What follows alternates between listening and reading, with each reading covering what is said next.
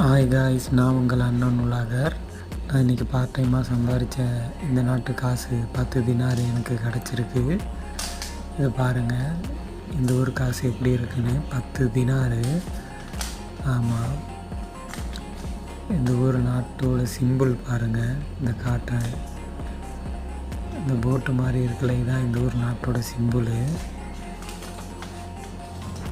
10 dinar part டைமில் சம்பாதிச்சேன். Daily 4 மணி நேரம் வேலை பார்த்தேன். ஒரு நாளைக்கு 25 நாளைக்கு 10 தினார் கொடுத்தாங்க.